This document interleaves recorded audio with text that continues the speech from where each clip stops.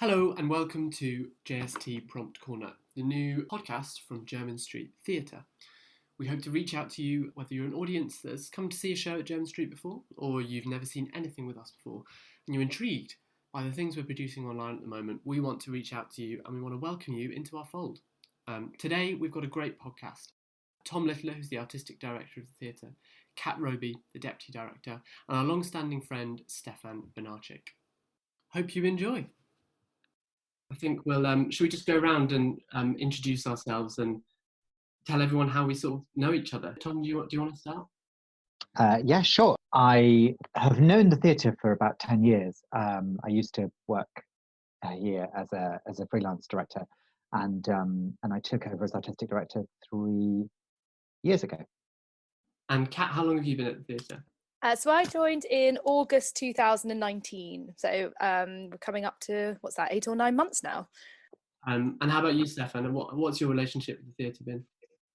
It's a long one, and I don't honestly know how long exactly. Maybe Tom could tell you that, because I know he was researching when we were doing All's Well. But I know that the first big cabaret I did was the first tryout of my one-man Flanders and Swan show, which was on Sunday, the 13th of July, 1997. Tape upstairs in the study with the date on it. That's how I know. We're pretty sure that Stefan has done more shows at Jermyn Street than anybody else. Oh, really? So you've got the record? Well, there aren't very good records, but that seems to, the records that there are seem to indicate that Stefan has that accolade.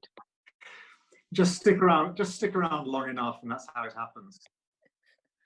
So I think maybe one thing we should do as well is probably explain to everybody what Prompt Corner is, as that is our new inaugural title for this podcast. And I am by no means a stage manager or somebody on the production team of the theatre, but I am reliably informed that Prompt Corner is the place from which prompts are delivered to actors on stage. Jermyn Street Theatre is a very small theatre. We've got 70 seats, and we don't have wings like other theatres. So the Prompt Corner is actually in our deputy stage manager box, which is kind of next to the audience, within the audience. And as I suppose the reason why we've chosen that title is because it's quite nice to have a prompt when having conversations like this. Our prompt this week is going to be Brave New Worlds. And maybe should we go around and say what does Brave New World mean to us all? I feel it's trying to sort of navigate your place in this new world where we're all having to learn how to be online a lot more maybe than we're used to, or just how to socially engage as well, face to face. You know, we all used to pick up the phone, and now we're all Zooming, and so we get to see each other's faces. And I suppose trying to find positivity amongst all the negativity through all these new discoveries. Mm. And A Brave New World is obviously a quote from The Tempest, Tom, which was the production that you were directing before everything sort of happened, as it were. Yeah, the quote continues. I'm going to misquote it now, but a brave new world that has such people in it, and it's what Miranda says when she finally sees people who are not her father or Caliban, the only two people who she's seen on the island. And she meets Ferdinand, and then she meets all these other humans, and she says, "A brave new world that has such people in it." We should do some looking up of what brave meant exactly at that period. But there seemed something about it that spoke to us now about the extraordinary adaptability and generosity that we were encountering at the time when we came up with that title. We'd only closed the door of the theatre a very few days, and we wanted to start rolling out some work very quickly because it was just too depressing to be just closing things down. It just felt like every day was heartbreaking, and so we had to start making something. And the thing that was sustaining me and sustaining everyone at the theatre was the incredible generosity of our freelancers and other theatres and across the cultural sector, but also of our audience who were donating to us, donating their tickets and sending us messages. And so it felt like maybe now more than ever would be a time where that that spirit of theatre as a community, theatre as a congregational place and a place of exchange of ideas and spirit, would be really necessary. Yeah. Which is kind of ironic that when the buildings are closed seems to be when we've been more of a community than I've ever encountered it before. But it's encouraging to see that. No, it's encouraging to see a time in which is very kind of reasonably called a crisis, which actually sees a lot of people coming together in a way which we might not normally have expected. Yeah, I think really encouraging and deeply heartwarming, and I think really reminds us, if we needed reminding, that I mean, I'm an evangelist for this, but I genuinely think theatre is very important. I think theatre, we have a tendency, almost like a semantic tendency, to run ourselves down and to say, oh, it's all, you know, it's shouting in the evenings, or it's you know, selling snake oil, or it's entertainment, or, you know, and it is entertainment, yes, but I think there's something of incredible value about what theatre does, in terms of the bringing of people together and taking them out of the lives that they're experiencing at that moment and into a different imaginative or reflective space, and bringing people together to experience emotions collectively. So I'm in a way not surprised that theatre audiences and the people who make theatre have responded in the way that they have over the last, whatever it's been, 2, 3, 4 weeks. Of course. And Stefan, I suppose for you, that aspect of the kind of the community and the interaction that Tom speaks about being such an important part of theatre, presumably forms such a large part of the way in which you interact with theatre and the way in which you engage with performance. Could you tell us a little bit about it? Absolutely. I mean, the Brave New World has been a little frightening at times. I mean, in the space of 5 days, what looked like a very healthy work diary for the rest of the year for me.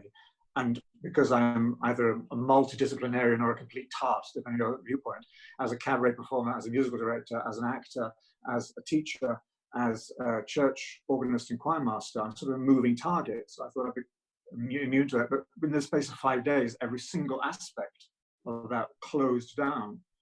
And then there's not being part of real communities as opposed to virtual communities, whether in college or at church or in theatres, which comes as a sort of delayed shock, I think. I don't think it was until about a week and a half later I thought, as I live on my own, oh, hello, this is it, really.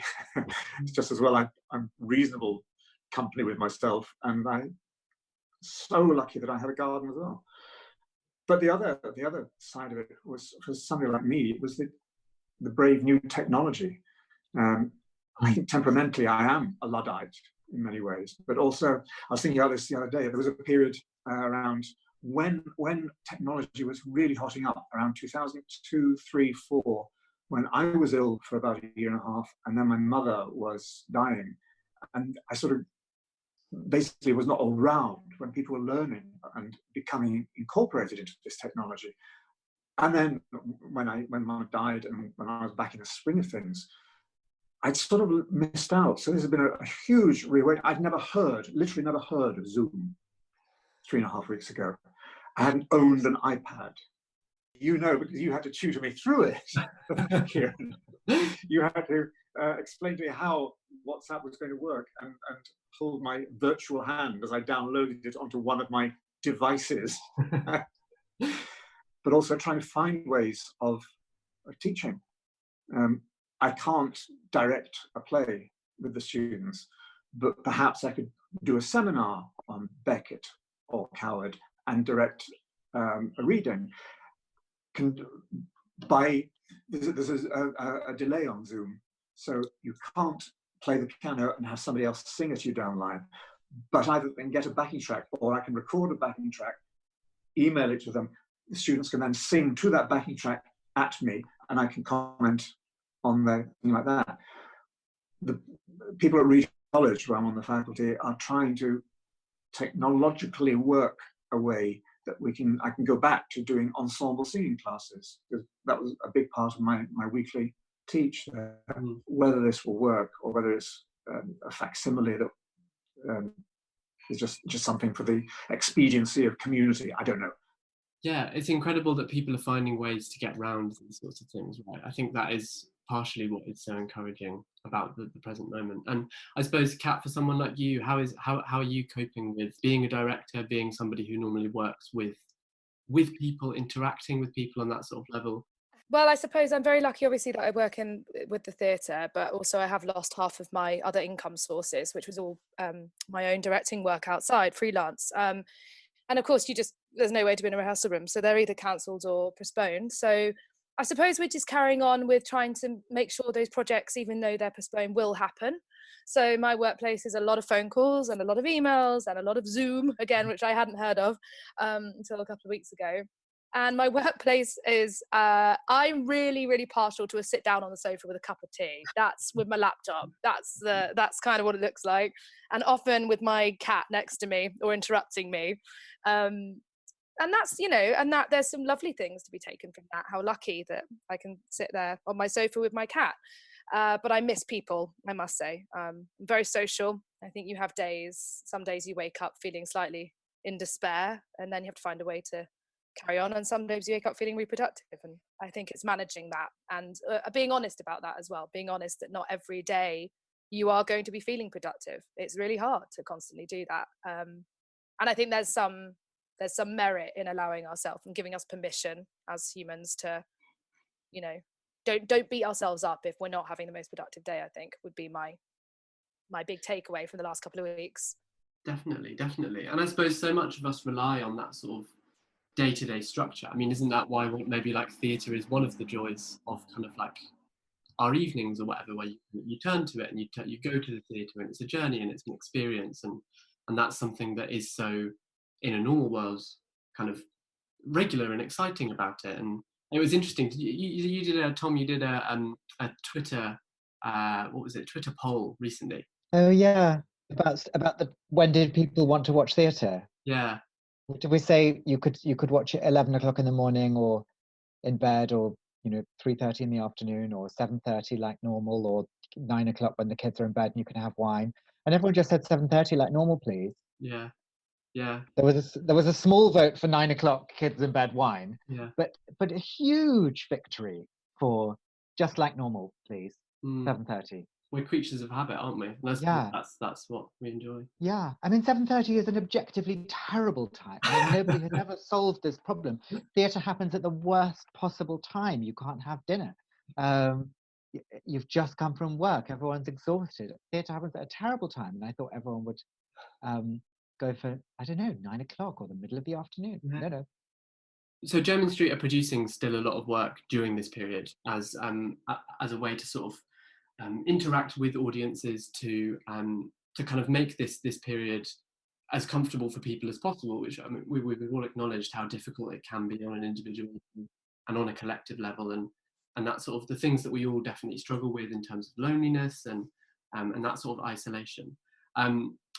But yeah, so more formally, the program that we've announced is called the Brave New World program, isn't it? Brave New World season. Tom, would you be able to explain a little bit formally about what that entails? Yeah, I mean, in a way, we still don't know, do we? I mean, it's not breaking any secrets to say we don't yet know everything about this. We normally when you announce a season, it's because you've got everything in place and you think of what are the things that tie this together, and all of these plays are a bit to do with escape, so we're going to call it the escape season and so on.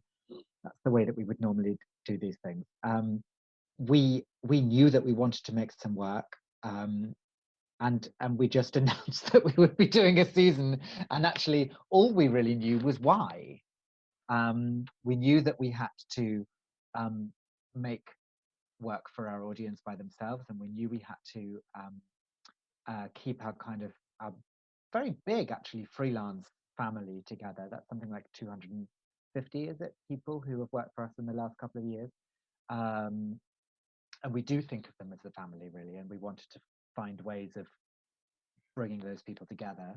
And we know that we have to be in some kind of economic place to reopen as well, and that's important, and we can't ignore that. So those were the things we knew. We just knew the why. actually, not the how. So we very quickly got off the ground with our Sonnet project. And yeah, Kat, you've been doing the Sonnet project, haven't you? Would you like to explain to us about that? It was the first project we started at Brave New World. And the idea is, well, it's not just the idea, it's happening, is 154 people, actors, will perform the 154 of Shakespeare's sonnets over 154 days, which takes us all the way through till the end of August. And we started the middle of March, so just when all the theatres were shut down, that's when we started. And they go all the way through to the end of August. And it's been an absolute joy and a pleasure. So it's a mixture of very well-known and respected actors. So you've got people, wonderful people like Catherine Hunter, who's already done one for us, and we've got many more exciting people coming up. Don't want to give them away yet. And then we also have our very close friends of Jermyn Street Theatre who have lost perhaps, shows, work, people who are going to be coming to perform for us in the next couple of months, and obviously don't have any shows anymore. So that's lovely. And then our third category of people are quite a number of the graduating students from the drama schools across the country. And that has been wonderful. And I've really enjoyed working with those people and with the drama schools to find them. It's a brilliant selection of graduates who will have their voice heard through the sonnets. So yeah, it's a really wonderful, heartwarming, beautiful, funny project. Some of them have been hilarious. We've had people performing with garden clocks, talking to a garden clock. We had Catherine Hunter was on a playground swing with a mask on, doing her daily exercise. There's been some very funny and original and beautiful work. So yeah, all the way till August. So check it out. Yeah, and it's wonderful to see the variety, isn't it, that people bring to the sonnets, the different sort of, lovely to have a little insight into how people are, because they're coping as well with everything that we're coping with, and to see somebody in their garden is quite a joy, as we've been speaking about. In a way, we're very close to each other, and things are very shared, even though we're not allowed to leave our houses. So it's really quite confusing in that way. But I find it really joyful seeing those actors, some of whom are friends and some of whom I've never met in my life, and I'm very excited by their work. There's something deeply joyful about just seeing them for a minute, in their home environment or in their nearby park or something. I mean, I hope it brings other people joy, because it makes me really happy every time I watch one, and I often watch them several times trying to understand the sonnet better, but just enjoying their company for a minute. And we're so lucky, aren't we? We've got Dr. Molly Yarn is doing some glosses for us on the sonnets, isn't she? Yeah, and a whole sort of she's brought together, hasn't she, this amazing team of Shakespeare and early modern Renaissance scholars. I keep looking at the spreadsheet, and yet another distinguished person has popped up, and I keep seeing sort of very leading Shakespearean light in very illustrious places, retweeting us and things like that. So it's kind of it's a lovely project in that it is sort of bringing together that academic world with theatre, which has been very lovely, actually. A very happy little harmonious thing. I hope we can do something with them at the end, archive them all somewhere or something like that, because I mean, I've known those sonnets for years, but they're very easy poems actually not to understand. Very easy to just let the kind of pleasant sound of them wash over you, and to have it sort of just explained to you in one or two tweets, you come back to it with so much more understanding, don't you? It's fascinating. You just need a tiny little prompt, I suppose, your starting place. Just the smallest prompt, and then suddenly the poem opens up to you like a riddle. And I suppose one of the other things that we're doing as part of our Brave New World season is our little Sing for Your Supper segment, which is also another invitation into somebody special's home. I suppose that's yours, Stefan. Would you like to talk to us a little bit about that? Well, I think it was basically Tom's idea, as far as I can remember. But it was also somebody asked me if I would consider posting on Twitter, myself doing some of the coward songs, we're uplifting the nation. Oh, such nation will see me on Twitter anyway. And it sort of grew organically over a couple of conversations with Tom, and then Tom with the whole team at Jermyn Street. So we're basically doing 3 songs a week at the moment anyway, Monday, Wednesday and Friday.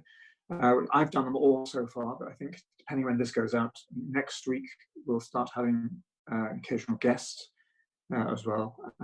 Coward has thus far formed the backbone. I don't know, partly because the first time Tom and I worked together was on Tonight at 8:30, which we did at Jermyn Street.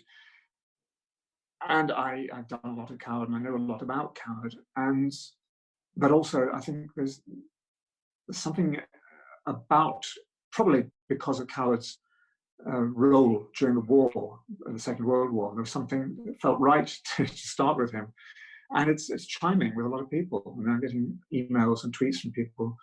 It won't exclusively be Coward by any means, but we've so far got Tom Lehrer, we'll be having some Flowers and Swan before too long, and other people. And as I say, guests coming in, but it seems to be resonating with people. And I think more so than if one tried to do a whole evening of cabaret from my study, which might be a little tedious maybe. But I think bite-sized chunks can fit into the routines that people are trying to find for themselves as we explore what this lockdown means. Yeah, there's something like really like beautiful about them. Something about the kind of the joy that they bring, that in that bite-sized chunk is really like palpable to a lot of audiences online, right?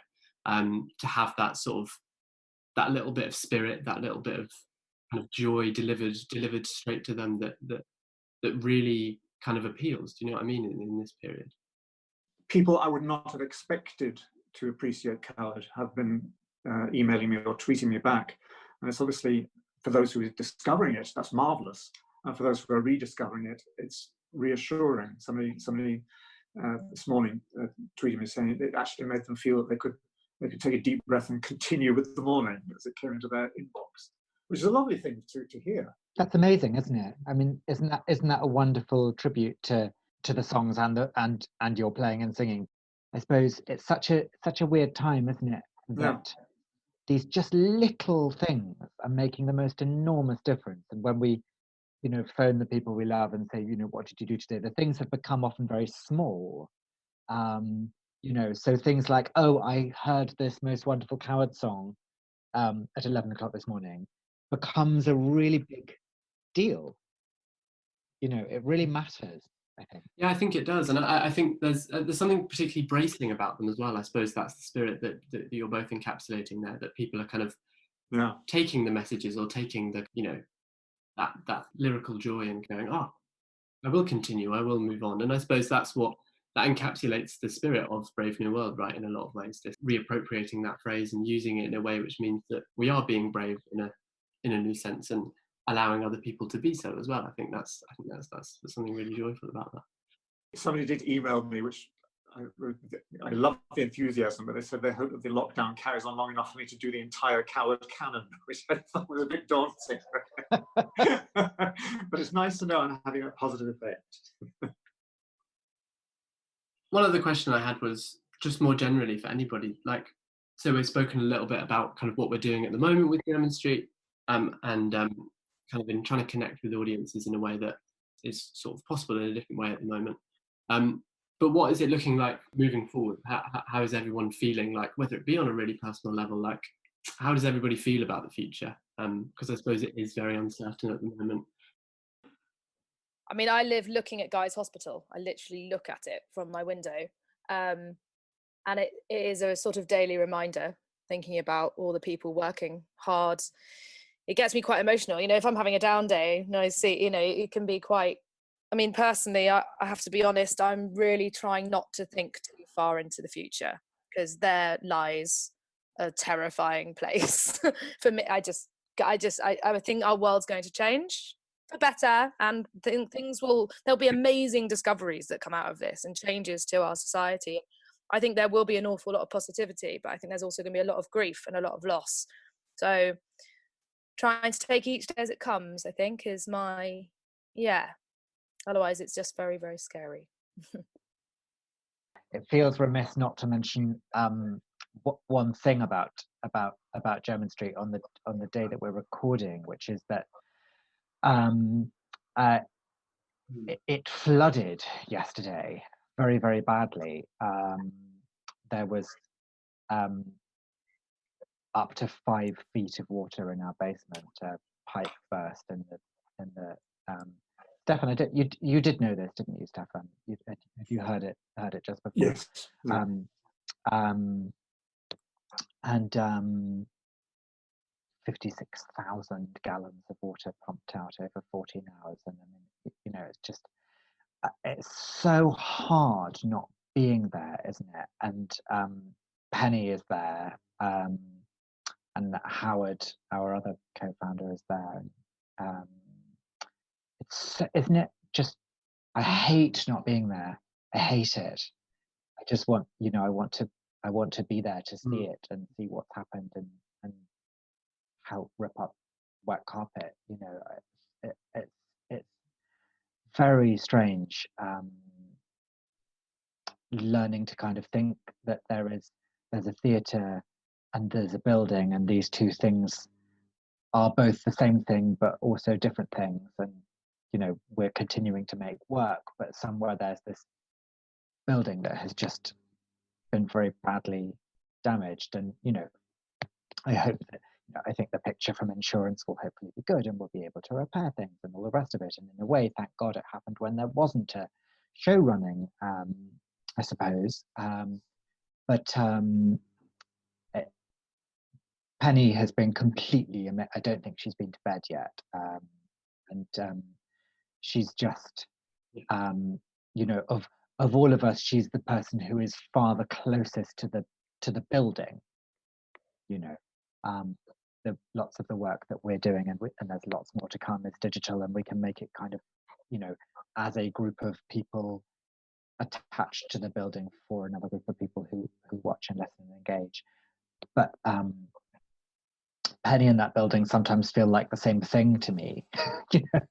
And it's just like I'm still wrapping my brain around what's happened for her, really. We all we did discover, though, Stefan, the ability, Cat Robey happened to know this, that there is a wonderful app which can deliver Prosecco at almost no notice. And so, what happened? Like, how did they all end up arriving separately with different motorbike drivers?